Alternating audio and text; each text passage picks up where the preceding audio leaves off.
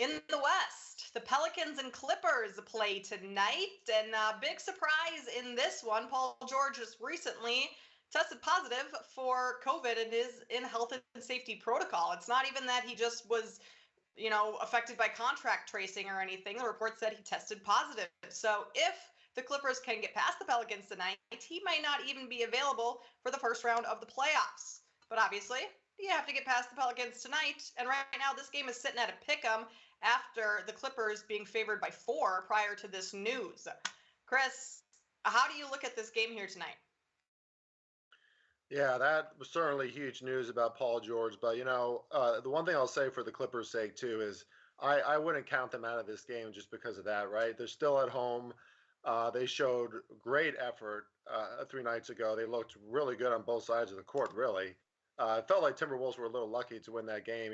They gave Anthony Edwards a lot of space and room, and he took advantage of it. They really didn't miss much in that fourth quarter except for that one air ball. But the Clippers kind of had that game in hand, and teams tend to rally when their star is down too, right? Obviously, this wasn't anything that anybody has prepped for, so it definitely throws a wrench in it. But I wouldn't count the Clippers out of this game. I still kind of like them as a pick'em, but I've been looking at the under in this one. We've talked before about how the playoffs, the pace drops, right? The offensive efficiency drops a little bit. The defenses tend to show a lot more effort, and this feels like the quintessential example of that for me. I mean, you got a Pelicans team who 2 nights ago, they played really slow. They slowed that game down, only 95 possessions in that game, and that's how they like to play basketball. A lot of mid-range shots, slow the game down, play methodical. They've been playing really good defense. They're top 10 since the All-Star break. I'm a little concerned that they could try to run the floor a little bit to try to counter the Clippers tonight, but I don't think they're going to because they really haven't shown any, a tendency to do that in the past. Meanwhile, the Clippers are always happy to run slow, right? They average 97 possessions per game during the regular season. Since the All-Star break, that's the 5th slowest pace in the NBA. And I still think they have a big-time advantage on defense. Obviously, they're going to miss Paul George and his length. But we saw the Timberwolves take advantage of some opportunities beyond the arc. That's not going to be a problem tonight for the Clippers against the Pelicans, who really don't shoot many threes. They live in that mid-range. And with all the wing defense that the Clippers have, all the depth that they have on defense too, they can just keep on throwing guys at you.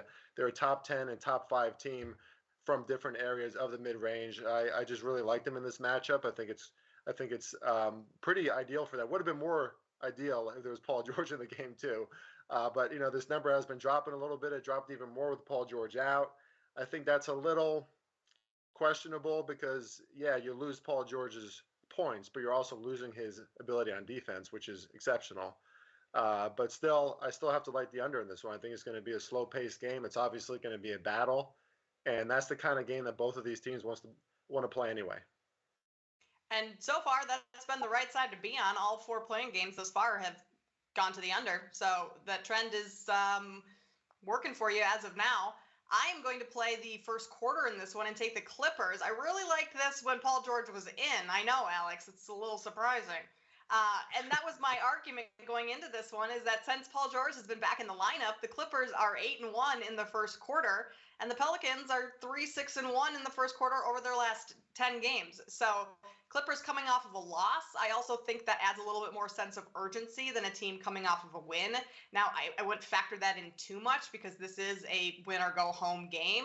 But with your star all of a sudden going out last minute, you're coming off of a loss, I think that gives the Clippers just more motivation to start this game fast and to get off on the right foot and not have themselves climbing back from a hole, especially without your star player in. So, I mean, the Pelicans also had to travel. They have less rest. I think the Clippers kind of jump on them early here, so I'm going to take them as a pick 'em in the first quarter as well. Alex, as our, obviously you're our team totals guy, but you're also our first quarter guy. You have a first quarter model. What's the model telling us?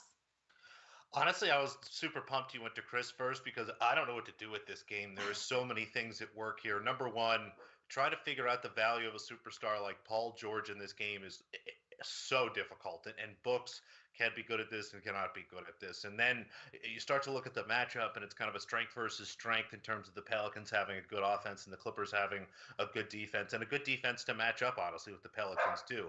You think about the other side of the ball, the Clippers offense without Paul George is not great. And the Pelicans defense, not very good either. But it really comes down to, who kind of wins that matchup. Do the Pelicans have just enough offense to get enough points to get this over the hurdle, or can the Clippers make enough shots tonight to kind of cover things up? So it's really hard for me to figure out what's going to happen. I think under is a decent look. This matchup was 3-1 to the under during the season, and again, giving the meticulous nature of the Pelicans offense, especially with some time to dial up, and the way the Clippers just have a ton of guys that they can put on the floor with a lot of mobility.